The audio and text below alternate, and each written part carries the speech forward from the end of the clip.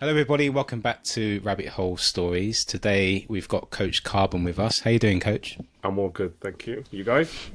Yeah, we're very good, very good. On the back of a busy day, but are you just freshly back from the gym I'm yourself? fresh back for the gym. I finished the class, had a quick shower. Still a little bit warm, so forgive me if I keep wiping my brow. But yeah, I'm good Come to on, man. go. Tell me about your day. What was a typical day at Coach Carbon's life look like? Every day is varied, which is what I love.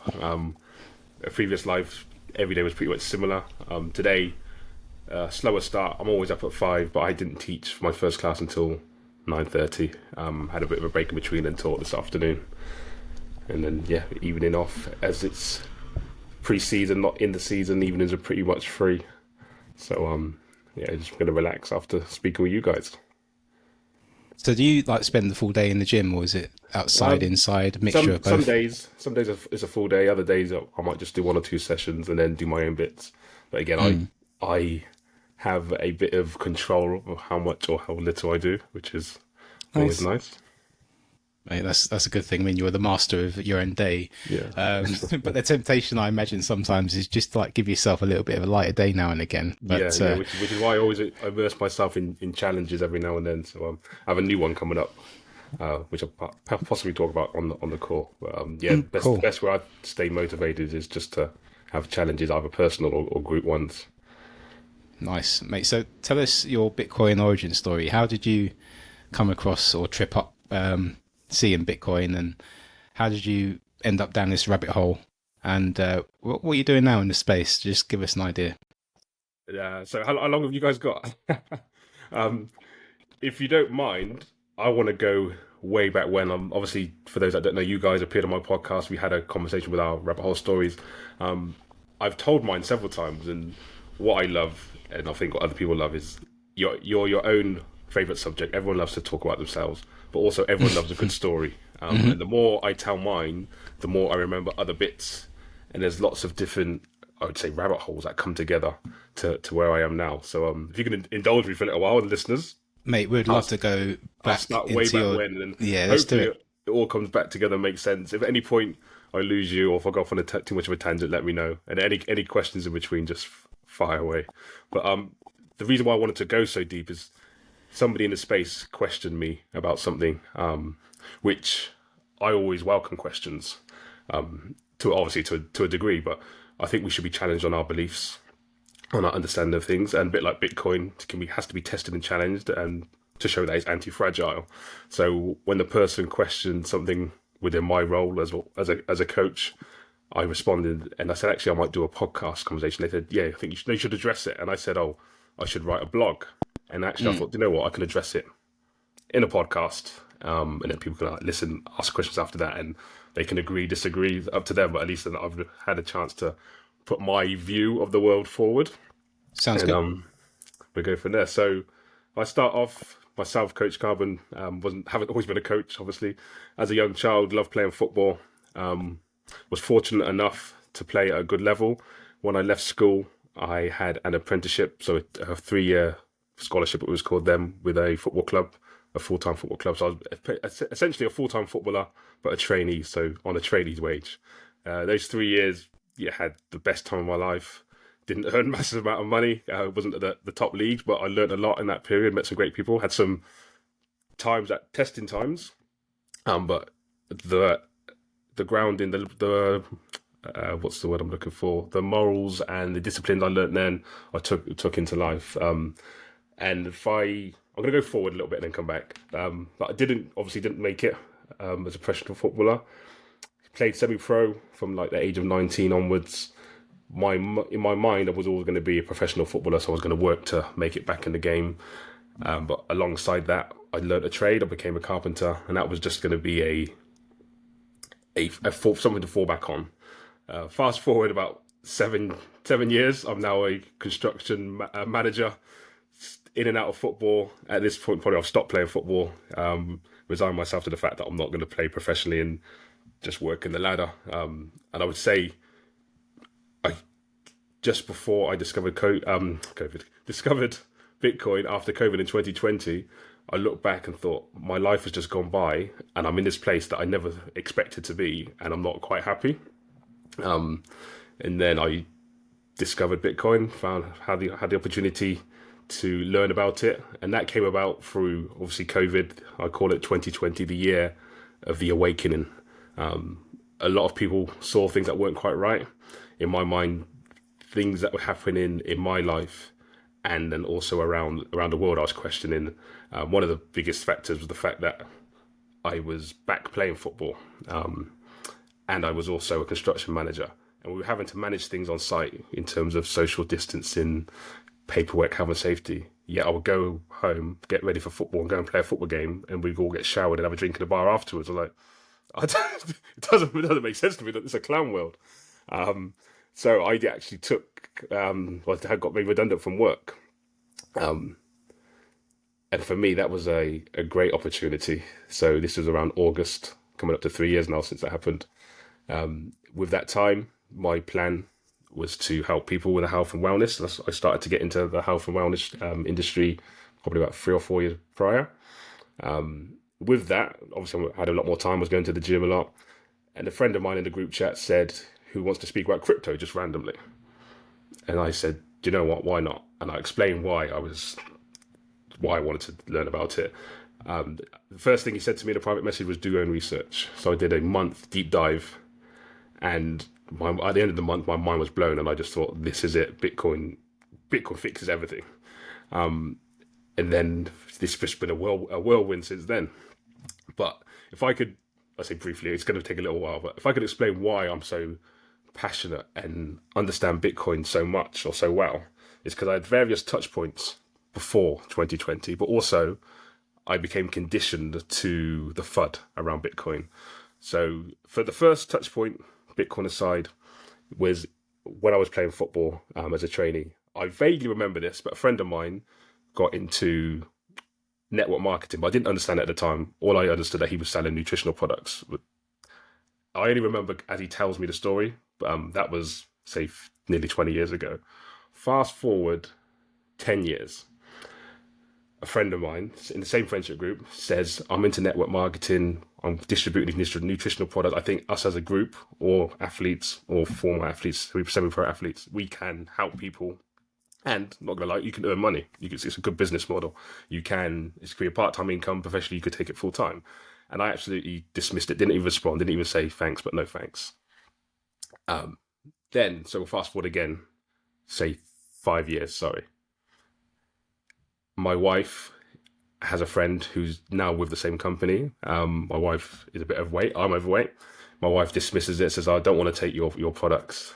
My friend says, just try it out. So my wife is going away on holiday. So she tried the products, got a result, looked good. So I'm thinking, maybe there's something in this. I'm going to try it. So I tried it. And I liked the products. Well, I wasn't really sold on the business model. And someone said, you need to go to an event. So I went to an event. It was called Kickoff, the biggest event that they held in the country. I think it was 3,000 people. And I'm a numbers guy. I like to see charts and whatnot. And they broke down the business model. So when they broke it down, and I looked at it and I thought, I understood the ideology of the company. I'm like, why isn't everyone doing this? This is incredible. So I ran away with it. Absolutely loved it. I got the best shape of my life. At this point at work, I wasn't happy. And I thought, this is my way out of work. I'm going to work really hard. I'm going to tell people what I know. I'm going to help people. And again, it conditioned me. A lot of people gave me the FUD that I had given people before. It's a Ponzi scheme. It's this, it's that. But I'm like, well, I'm in it. I'm meeting these people. I understand what they're telling me. I'm now educated on nutrition. I'm in the best shape of my life. I feel great. My family's enjoying me more. I can't see the negative. So I'm going to do this until someone proves to me that this is rubbish. So when the opportunity came to leave work and I've decided to concentrate on the health and well-being full time, that's when the crypto conversation in the group came up. And I was like, I've been here before. I've dismissed an opportunity in a group chat. This is the same group chat. Someone's offering to have a conversation. Why not? And then when I had the conversation, the first word was do your own research. And I did my own research and I came out thinking, why isn't everyone talking about this?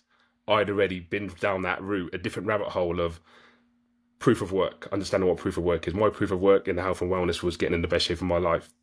Doing my own research was going to events, meeting people, understanding how the business model worked, and fighting the FUD. I'd been there when people had told me it's a Ponzi scheme, it's a scam, but I'm like, well, look at me, look at the people I've helped in the Bitcoin space. It's for criminals, it's for drug dealers, but you're meeting people from all across the world, different walks of life, and it's benefiting them. So like, okay, I understand this. And so fast forward then into end of 2020, I joined a learning group with Daniel Prince and a few others. There's probably 15 of us around the world. We meet every Tuesday on a call. Early 2022, surprise caller. We've got a guest. It's John Vallis. And I tell people this story. Some people are like, who's John Vallis? And other people are like, oh my gosh. So me 3 months into the space on a call with John Vallis like we are now. And he says, like, okay, guys, introduce yourselves. Tell me about yourselves. And I'm like, okay, fresh out of construction. I'm in health and wellness. I want to provide value back in the space, in the Bitcoin community, but I'm not an engineer. I'm not a developer. I don't know what to do. And he says, famous words that I will never forget. So why don't you provide value in your community? And at that moment, the penny dropped. I didn't sleep that night. Bitcoin Ballers was created. And it just started off as a platform online on Instagram of me telling people what I believe what Bitcoin is and relating it to football. So again, you talk about your proof of work, which is your end result. Do your own research, which is your training, fighting the FUD, which is your self-belief. And I coined the three selves, so self-discipline, self-ownership, and forgotten the other D. Discipline, ownership, discovery, self-discovery. And those are the elements I want to encourage young people to put into their daily lives. And so Bitcoin Ballers, I see, is a way of people to learn about Bitcoin, but not necessarily Bitcoin-centric. So come to a session, look online, you'll hear the terminology in the games we play. It may not mean anything to you, but later on down the line, if someone drops you an orange pill or you have a conversation, you understand, oh, I've heard that before, I can relate it to this. So since creating Bitcoin Ballers in 2021, April the 21st, 2021, remember that date? I've just been having fun with it, organised tournaments for young people, put teams into tournaments, both girls, boys, men's teams, and now working on taking the brand internationally hosting tournaments around the world. So the first one coming up in October should be coinciding with the Bitcoin Conference Europe in Amsterdam.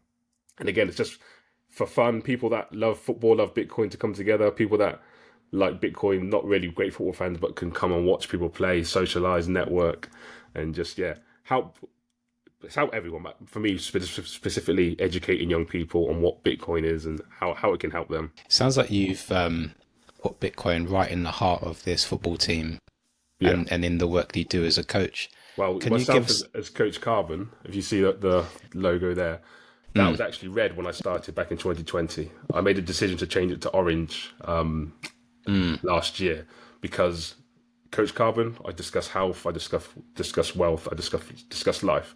For me, Bitcoin, sound money, platform foundation is at the basis of everything.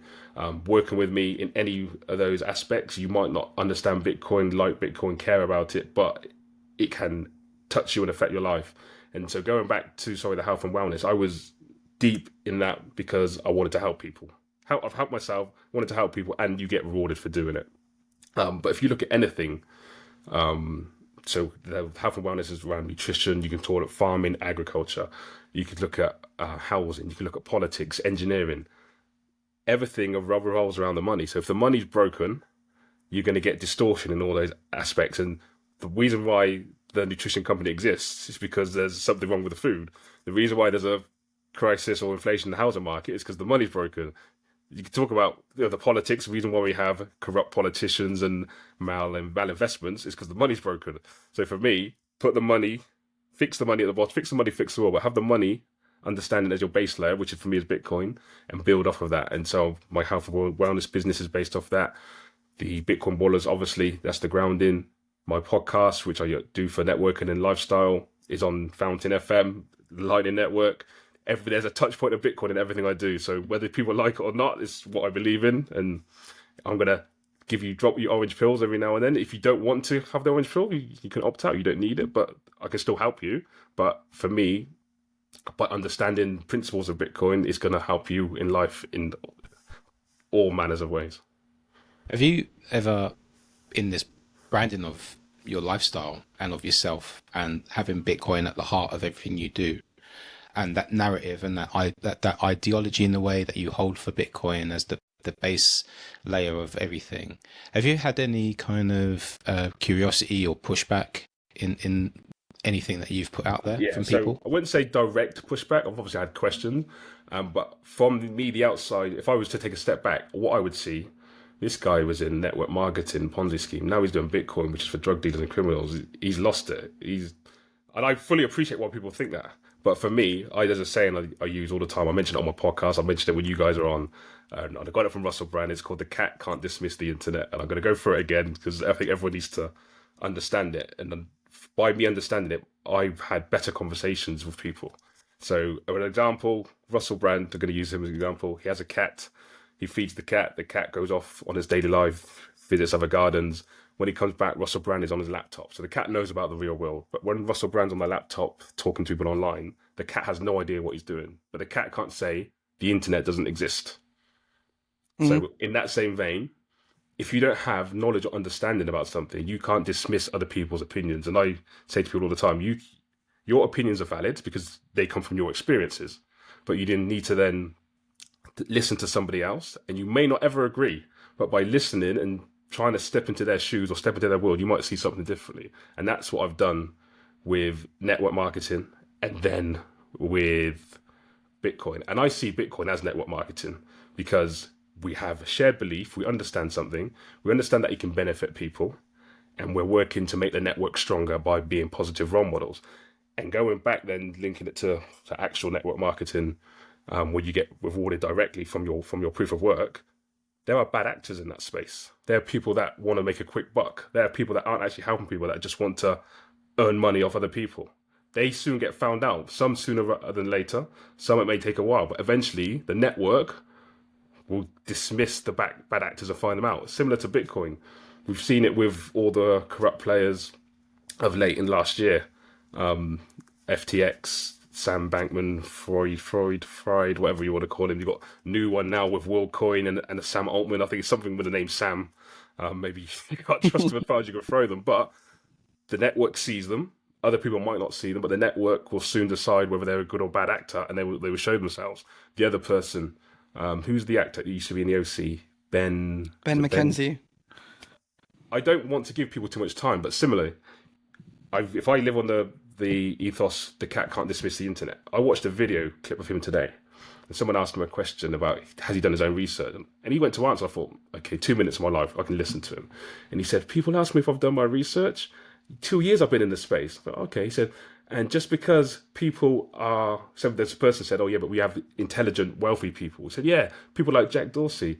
And he mentioned someone else. He said, just because they're billionaires doesn't mean we should listen to them. I'm thinking, hold on a second, but I have listened to them and what they say, and it makes sense. I understand it on a basic level, but they're talking about more than just Bitcoin. They talk about humanity. What are you talking about? You're not bringing anything of value.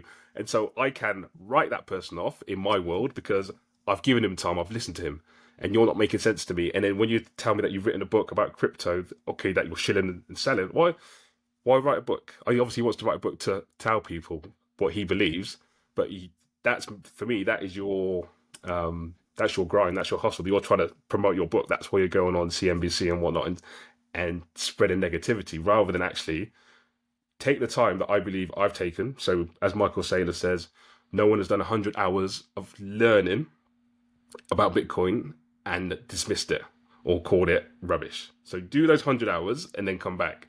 If you do those 100 hours and come back and say, do you know what, it's not what everyone else says it is, and come to me with valid reasons, yeah, I might take the time to listen, but he's not doing that. So yeah, bad actors. And I think the common thread, people are posting him saying he's a bad actor as an actual actor.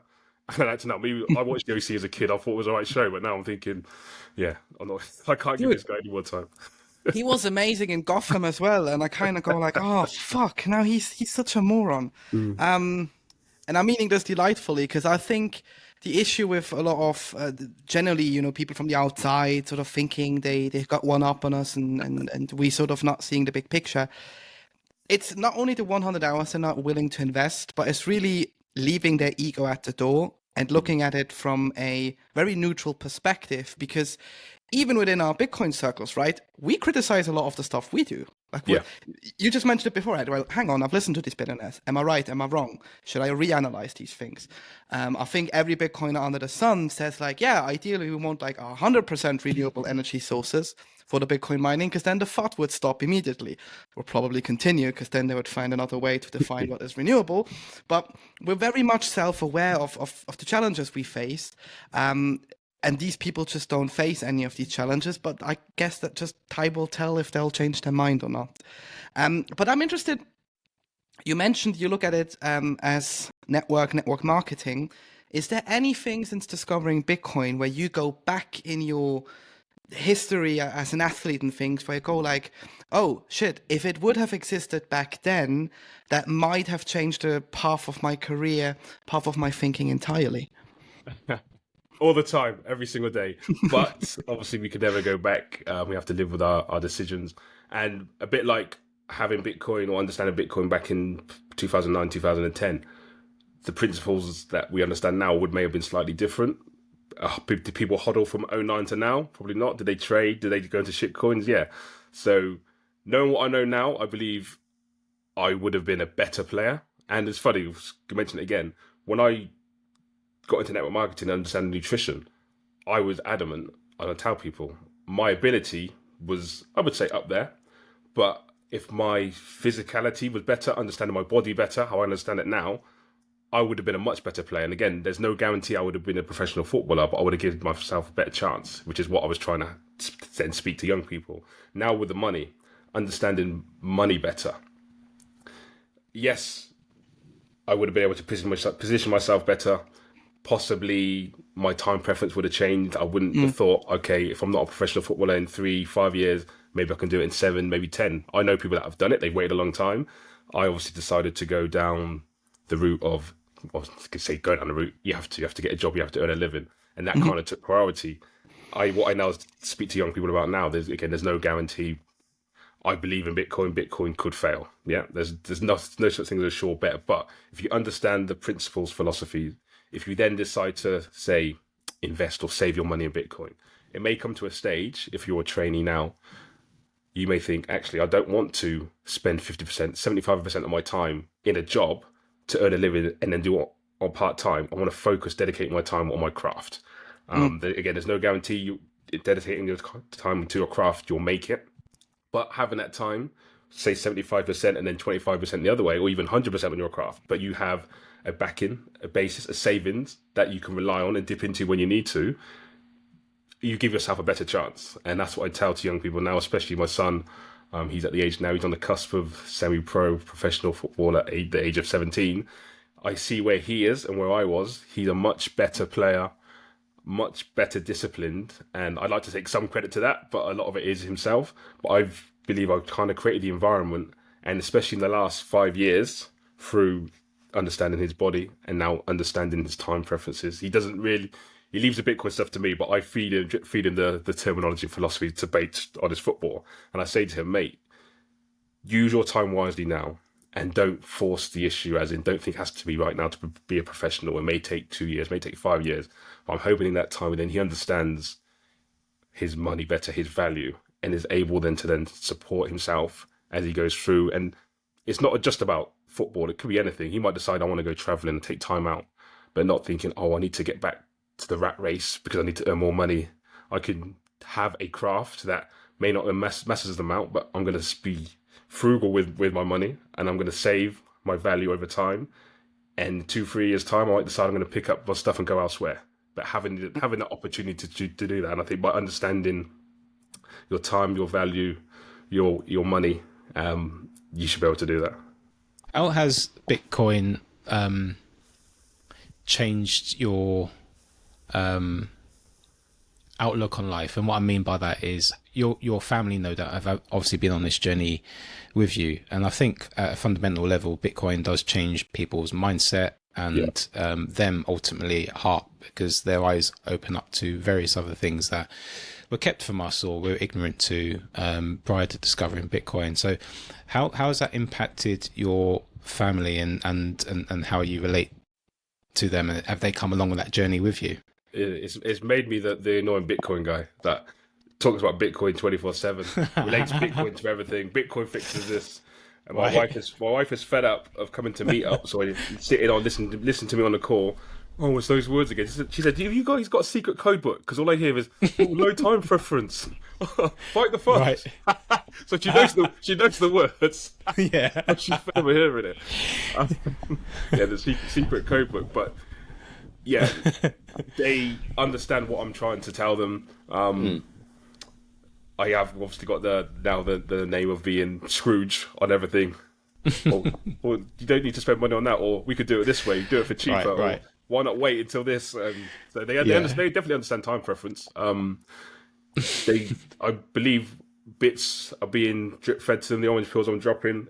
What I appreciate though is time value. So I have the time to sit, read, listen, talk. My wife has a full-time job. She's she has a lot of responsibility, sorry. So she hasn't got the bandwidth to come home, listen to me, watch a video, and listen to a podcast. And I appreciate that because I was that person before. So times when other touch points when I should have understood Bitcoin, I didn't. And going back to 2018, it's ironically, the month I dedicated myself to network marketing, my site manager, I started a brand new job and my site manager said, "Can I bring in my GPU, my gaming computer?" Yeah, that's fine. And I came in one day went to talk about the job, and he's got his big chair, gaming chair, GPU running. I said, "Oh, what are you doing?" He said, "Oh, I'm mining Bitcoin." And so a later touch point I had during the job, I'd seen on the news, they were talking about mining in colder climates. It's only a short exception. There's probably some FUD in there as well. I think the Bitcoin price is spiking. And I asked him on site, I said, "What does mining mean?" And it was him and a labourer in the room, and they both laughed. And they went, "Oh, it's not actually mining, mate." And I went, "Oh, whatever." And then topic was changed. And there's two things that I think should have happened, and which is why I'm so passionate and open now with what I do, is that I shouldn't have been so proud. I should have said, "No, really, mate, I want to know." I should have been more inquisitive. But obviously at that time is money. We're there to talk about work. But I believe what he should have done is, "No, Jay, sit down. This is what mining is. I'll tell you about it because this is how I understand it." And I might not have gone anywhere with it, but for me, when anyone asks a question, and I wanted it to happen today. I did a class, and a woman that normally comes to my class did another class upstairs in the gym. I'm walking past her, she comes down, she stops me, and I thought she was going to say, "Oh, sorry for not coming today." She went, "You know about Bitcoin?" And I said, "You do Bitcoin, don't you?" And I laughed and said, "Yeah." She said, "I saw it in the news today. I want to know more about it." And I said, "Well, it's not a 5-minute conversation." I said, "I can have a quick chat with you." So I ended up spending about 10 minutes with her, and I asked what her background was, because for people understanding where they come from, you can approach it differently. So they had to understand it. And she said, "Oh, I haven't got an accounting background. I just used to be a receptionist." I said, "We understand Excel spreadsheets and stuff." She went, "Oh, yeah." I said, "Well, it's like that. It's a ledger. It's a record of everything." And we ended up having a great 10-minute conversation. And then I'm explaining it to her, and we're talking about inflation. And I said, "Oh, you know about Martin Luther, not Martin Luther King." She went, "Oh, yes, back in the day in the Reformation." So she knows about that, separating church from state. And I said, "Yes, similarly, we want to separate money from state." So she I was like an anarchy. There's like being an anarchist. I'm like, "Oh my gosh, this is the easiest orange pill ever." I didn't go back. So she's an older lady. She's retired. So she's what would you call it? A boomer, yeah.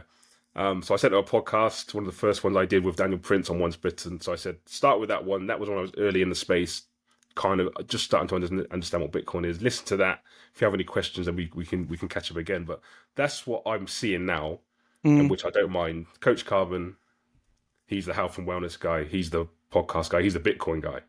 And if anyone has any questions, I won't know the answer to everything, but I can go and find out. There are people in the space that do know, or I can point you in the right direction. But let's have a conversation. If you want to understand it, come and have a chat. And I did a Monday motivation on social media yesterday, and I was talking about being an advertisement for yourself. But I coined the term opt in and opt out. And I use that with the network marketing and also with Bitcoin. Nobody is forcing you, with me or anyone else, to take a product and use it and come to me for advice. No one is forcing you to invest, save, learn about Bitcoin. But if you want to, you can. And at any point, you can stop taking the products. At any point, you can sell your Bitcoin and go and buy shitcoins. It's opt in or opt out. No, there's no hand being held behind their back, no chains. So if anyone listening to this who's a noob, or if you're sharing it with anyone, understand that everything will, and I said to a friend today who said they liked the motivation. They said, I said, but I believe that's for most walks of life. I know there's some people in situations which you can't get out of, but generally we make a decision every day to opt in or opt out or something. And again, time preferences, opt in or opt out may take a while. I wanted to get out of the construction industry for years. I started one Christmas, it was 2017, I was making concrete candle holders because that was going to be my way out. I was a creative guy, making molds. I was collecting Christmas time. It was the Starbucks Costa coffee cups, turning them inside out with a Christmas, what do you call it, imprints, and pouring concrete molds in. That was going to sell. I've still got one now in the cupboard in front of me, and I always look at it and laugh, thinking, I needed something. And then when I understood Bitcoin, yeah, that was me understanding how the money works. And then what I see now is so many creatives on so many different levels that are using Bitcoin. One, as a business model or understanding the money better, but also to help educate. So you have sports, you have athletes, you have artists, musicians, dentists. I've been to events, I've met people, I've listened to them on podcasts like yours, you've got Prince's. There's so many podcasts out there, which I love to see and hear. But you meet and listen to so many different people, all walks of life, that have a passion, understand Bitcoin, and put the two together. And the hairdresser, Aaron, who did a show with Daniel Prince, he had I sent him a boost. I'm just going to get it up now on Fountain. I want to get it right, because when he said it, it's so true. 2 seconds. Sorry, guys. Great radio. When your incentives collide with your passion, amazing things happen. So incentives, we want to make the world better. We want people to understand the monetary system. That's our incentive, which is why we talk about and love Bitcoin and learn about it. Your passion, whatever your passion is, collide that with the incentives and amazing things happen. And I guess that's a common ground with most of the Bitcoin projects, products, services you'll see. And I'm just thinking, if I have one in the back of my head who doesn't have an incentive, but all of them have, or are in the midst of finding it, and you really see that diversity also. Just in the Lightning space, for example, I know the people at Get Mash, if you want to do a very fun vote or a poll or whatever, you can do it with them, integrated with Lightning, boom, done. They want to remonetize the internet and creator economy. Other Lightning providers, let's maybe think of Voltage. They want to provide a infrastructure as an LSP. And everyone sort of has these things where I bet the Voltage guys may have thought about, building or remonetizing the internet for creators, but they opted out. So like the Mash people came about and sort of filled that need. And this is something I sometimes struggle a bit from the outside's perspective. If people say like, oh, there's no building in the Bitcoin ecosystem. Yes, there is, and often at times it's the most boring stuff, right? But that has to be done as well. Speaking of building and things, you mentioned the Bitcoin Ballers before. What's the tournament about? What was the idea behind it? And what's that thing with maybe going international? So, yeah, as I mentioned, when I started, it was just online on Instagram. I started just giving away sats through interaction, like the page, share the story, win some sats. Still some sats that haven't been claimed. People were just like, what is this about? Then I did like in real life things, so skills. Do a skill, show me a skill, video, send it in, and you can win some sats that way. So I created a few competitions, again, linking football with Bitcoin. So the first challenge was called 21 Seconds to Glow. So 21ism, 21 seconds to do as many skills with the ball as you can. The next one I did was peer-to-peer challenge. So ball in the air, you and a partner, keeping the ball up as many times as you can. And then the third one, which is the flagship game, which I take to events, is called Getting Off Zero, where you have a target goal. Certain targets in the goal have points. You have 5 shots for 5 balls, and there's a target board. So before you have your shot on the goal, you have to rebound off the target board and then go and have your shot. It's different to a penalty shootout, where you take a shot and then take the next one. This one, it's timed. So you roll the ball to the target board, have a touch at your feet. You can walk as close to the goal as you want. You can roll it in. So effectively, you can have a high score with a really long time. Or you can take the target board and take a shot from 20 yards out and get a really quick score, a really quick time, but maybe a poor score. So you have to leverage or work out your time preference. So over time, you might go and decide and walk really close. and put it in. Over time, you get a little bit better, your accuracy gets better. You can shoot from 10, 15, 20 yards and hit those targets. So you're working on your skills, you're getting better, but you're working on your time frames as well. So I've seen great reactions to that when people do. And they say, what, I can go as close as I like? I said, yeah, it's up to you. So I've seen people go up really close and do a little trick to get it in. And I've seen adults, mainly, that think, yeah, I can get that. And they start shooting from 20 yards and it's going all over the show. Like, okay, you got 0 score, but you got it in 20 seconds. Yay! But no, a kid that took 5 minutes got a really great score, so he beat you, which is obviously what Bitcoin is. So yeah, that was the 3 games that I was doing. I would go to like summer festivals. And then winter of 2021, I hosted the first Bitcoin Ballers Winter Cup Festival for young people. So at a local football club, invited lots of young teams, boys, girls, again, footballers for everyone competing on the same level. My argument, even outside of Bitcoin football, is if you're good enough, if you're old enough, you're good enough. But boys and girls compete. If you're good enough, your proof of work will show. So we had that competition. Then in the summer of 2022, I put teams into football competition. So we had a couple of senior teams that I played in, love to get involved, and then some junior teams played in some competitions. So out of the 4 tournaments, we won 2 and got to the final with 2 others. That winter then of 2022, I hosted the second Bitcoin Ballers Winter Cup Festival. At that point, though, the local football club where we hosted the year before was now onboarded. The first team was sponsored by Coin Corner. The club were accepting Lightning payments, so that was great to have on display. And then just leading forward now to this, say, summer, end of summer, autumn, looking to host the first international tournament, Bitcoin Ballers Orange Cup tournament in Amsterdam, so to coincide with the Bitcoin Conference Europe. It will be on October the 12th. So as a satellite event, after the first day, people can come enter a team, a 6-a-side tournament. So it's a senior tournament, 16 and over. They can compete against other Bitcoin teams. I'm hoping to get some actual Bitcoin companies. There are some that are showing interest, but I'm also involving the local Dutch people. So there's a junior youth team I'm having a conversation with at the moment to hopefully get them on board. And a lot of international companies have their European headquarters in Amsterdam. So I'm speaking to a few of them. I won't name names, but there should be some great orange pill moments for workers of international companies. And if we can get loads of Bitcoiners that maybe don't want to play but are interested in football to come and support just their network events, socialising after the first day of the conference, that'd be great. Mate, it sounds like you're working super hard in the ecosystem. It's a passion, mate. And again, yeah, when it is a passion, you don't see it as work. Although it takes a lot of time, I really enjoy it. And just speaking with people, networking, again, that has been my background for the last few years. I love doing it, and just by doing it, you understand that you can help other people. So it's whenever you speak to people. I did a tweet today to said everything is sales, everything is a transaction, everything is a transfer of energy. So whether you like it or not, whenever you do something, it's basically a sale. You are offering something, you may get something in return, but you're transacting a conversation, you're transferring energy, you're doing some work. But that can lead to anywhere. And there's so many crazy things that have happened in the last 5 years of my life where I found myself in situations of thinking, this has come from having a conversation, through talking to somebody, because somebody knows somebody who knows somebody, and understanding how the world works through networks. And they liken Bitcoin to the mycelium network as a bacteria, is that right?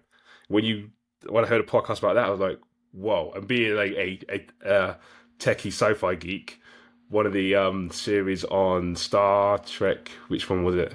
The latest, the second from latest one. I forgot the name. It wasn't Picard, was it? It was one before that, and they were using the mycelium network to transform. That's really right. Geeky, really geeky now. Yeah. But yeah, understand it. Networks are everything. Once you begin to deep dive into that rabbit hole, you're gonna get Bitcoin. You're gonna get Bitcoin. Yeah, basically Bitcoin is mycelium, right? It actually integrates into every fabric of the environment. And Discovery, Star Trek Discovery. Discovery, yes. There's self-discovery, there it is. We just coined a new phrase here at Rabbit Hole Stories. Bro, you were saying earlier as well about somebody was skeptical or challenged you on something earlier. What was that Yeah. about? So basically, on my website, I have various links to, say, health, wealth, and life. So nutrition side, the Bitcoin Ballers, and my podcast. But the link to the health and wellness takes you to my network marketing site. And the particular company that I work with has connotations. So they were like, I don't like the broken link to that site. And I said, that's fair enough. That's your opinion. I can't stop you from having that opinion, that belief. But for me, it's a part of me. It's part of my life. It's helped me transform my life and others. You may have had a bad experience. I can't dismiss that. You may know others that have had a bad experience. But from my experience with people that I've met and people I've worked with, it's been nothing but positive. Yes, there have been hard times, but there have been some great times. It's challenged me as a person. It's made me question lots of things. It's made me evaluate things differently. Again, talking about my time preference, how I spend my time, how I spend my money. So, yeah, this is me open and explaining why I feel this way. You may never, ever understand and never want to understand, which is your prerogative. That's fine. But again, it's opt in or opt out. And it's ironic because a lot of people don't get this attitude. I run into the same issue constantly where they go like, well, hang on, you're opposing the big banks because, you know, they really have broken the monetary system as we know it, especially since they've got an unlimited leverage with basically everything they touch. But yet, at the same time, sometimes you're kind of defending them in certain statements. And then I go like, well, hang on, you took them out of context, first of all. And secondly, yes, because you always have to understand both sides. Because if you actually get all of these nuances to Bitcoin, and everyone has their own preferences, right? People like the energy, people like maybe the human rights aspects of it all. You get to understand that there is a second opinion out there, and it's vital to understand that opinion just to get the full picture. And it's mind-blowing to me that in 2023, we can live in a society where if I try and understand both sides of the argument, you essentially get blocked by both sides, which is really weird. So as a Bitcoiner, and, you know, listeners can now relate this to, you know, politics, to whatever's going on in your friend circles. As Bitcoiners, you sort of roughen up a bit because you go like, oh yeah, we heard this with like the energy fart or the monetary fart or the volatility fart or whatever. So you kind of become... Yeah, but you become conditioned, don't you? Yeah, exactly.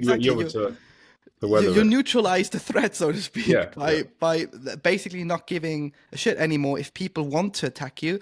And to me, it's always fascinating if I then see people who sort of feel out of touch the moment they realize, oh, we can say these things, but Honey Badger don't care, right? He really doesn't give a shit.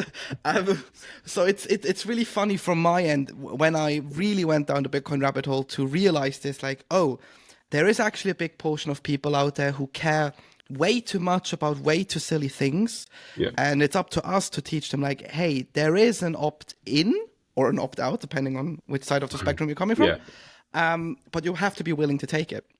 Yeah, just on that, sorry, Honey Badger. So obviously Bitcoiners have adopted the Honey Badger as a mascot. Were you guys aware of what a Honey Badger was before Bitcoin? No. I had no idea, but actually watching a video of a Honey Badger... Why are you not talking about this honey? They really don't care. I've seen a honey badger fighting hyenas. Yeah. And you see the images with like they have their spears sticking in and out, and they just continue walking. You go like, whoa, what the hell? Ian, how did you know about the honey badger? Oh, it was some David Attenborough show once, I think, where I first came across a honey badger stuck with loads of sort of porcupine pines all over the place and still strolling around like it didn't care. It's the perfect mascot for Bitcoin, it really is. But so on that though, so it's about, like Bitcoin I mentioned earlier, being anti-fragile.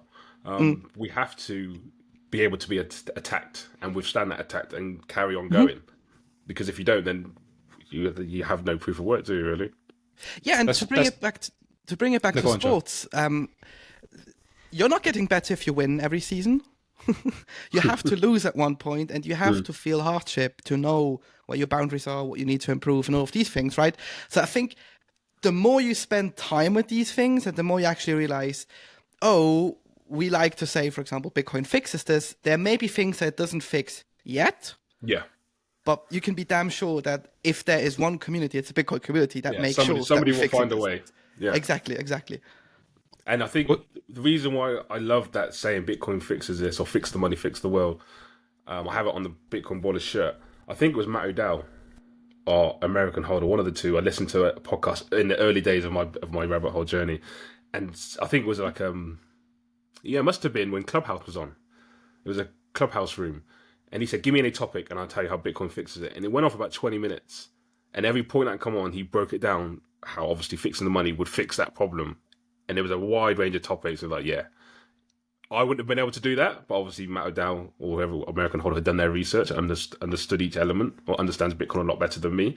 I'm on my way. Don't know if I'll ever get there because it is a deep rabbit hole with lots of warrants. But you can, as you said, Joel, look at a subject and think, well, let's break it down to its basic elements and see how Bitcoin can fix this. And for me, I see it in everything, which is what my family hate. One last thing I want to cover before we start rounding up the episode is, what do you think, and do you agree that there is a lot of infighting going on with the Bitcoin ecosystem? There's a bit of, there's different camps forming within the Bitcoin ecosystem, right? And I know that no matter what our politics are, we do agree on one thing, and that is Bitcoin. But I think there is a little bit of a sort of ongoing battle between certain fractions within the Bitcoin ecosystem. How can we better sort of represent Bitcoin when we've got mixtures of different people out there? I think that's a good thing, no? If we were all singing off the same hymn sheet, although I do understand when people say it's a cult or a religion, but if a cult or religion and everyone is saying the exact same thing at the exact same time, I'd be a bit worried. Everyone has their opinion. As you say, there were lots of nuances. By having those discussions and differences, it sparks conversation. And not everyone is going to agree. Everyone will always have their fixed opinion. But by understanding or listening to the other side, it may change your opinion or your approach slightly. Going to the block size wars, I wasn't around at that time. That was a faction within the space, and I will say Bitcoin won. It was a war, but proof of work now shows Bitcoin was the right option, not Bitcoin Cash. At the moment, I don't know if conversations and wars happening are on that level. They may well be behind the scenes, but ultimately, there's one thing will prevail, and was it 99.98% uptime? Bitcoin, nothing else has done that.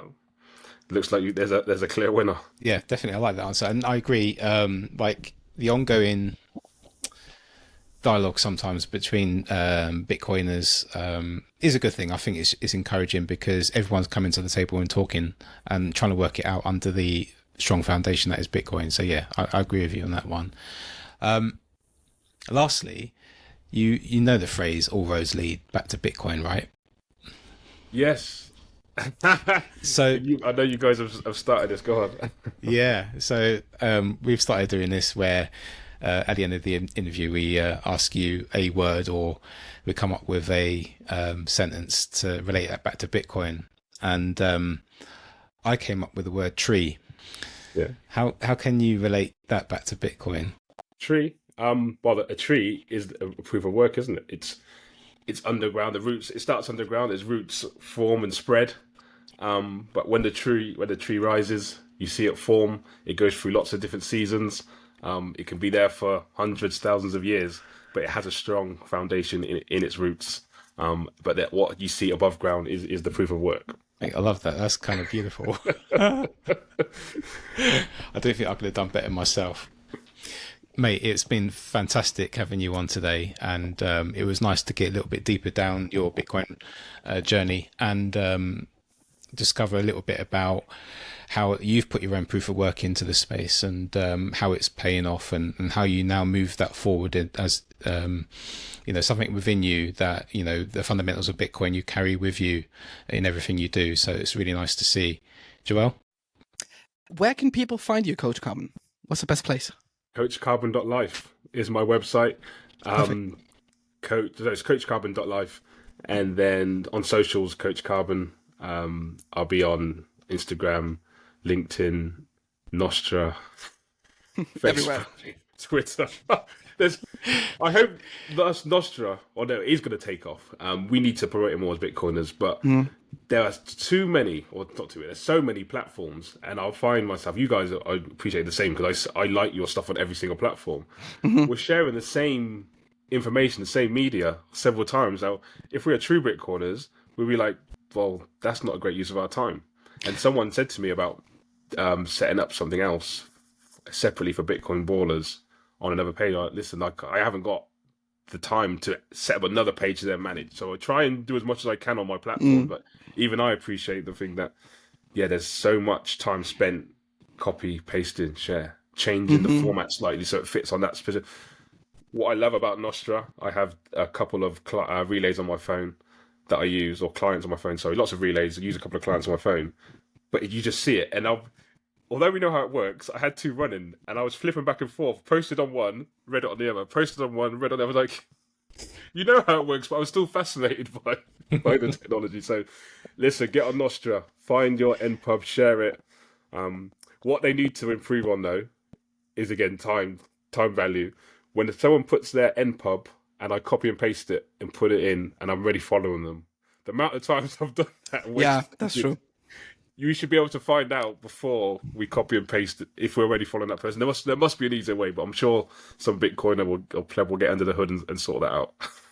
The chances of that being fixed by the time the episode comes out is quite high. Brilliant. Coach, also thanks from my end for coming on. And I'll definitely... I mean, you're also going to the Bitcoin Amsterdam event, right? You're not just there for the tournament. Yeah. Perfect. So I'll see you there in person. And look forward to having you on again. You're a friend of the show now, so you're welcome back anytime. Thank you for the invite. Can I just do a few shout-outs? Yeah, man. Sure. Maybe Daniel Prince for Once Bitten. He's been very, very helpful. He let me come on the show back in, I think it was March 21, just as a pleb. I had done nothing in the space. UK Bitcoin Master, one of the first podcasts I listened to. He's been on my podcast too. He's a great guy. I've met him a couple of times, but didn't get to meet him last weekend. So another shout out to the Bitcoin Adventure, Avon Valley, Essence of Satoshi, who hosts that. Darren, great event again, 2 years in a row. Hopefully, fingers crossed, he does a third year. I think a few people nudged him on the last day to say, "You doing this again, mate?" But I met so many great people last year at the event. This year, I've met so many great people through networking and with Bitcoiners. Next week, going to the Bitcoin racing event in London. Got my ticket, so shout out to the Bitcoin racing team. I've seen them race at Silverstone. First time going to Silverstone. It's just down the road from me, but I went for the first time when there was a Bitcoin team racing. So Bitcoin will take you places, literally. Yeah. Mate, it's been an absolute pleasure. Thank you once again, and we'll see you next time. Cheers guys. Thank you.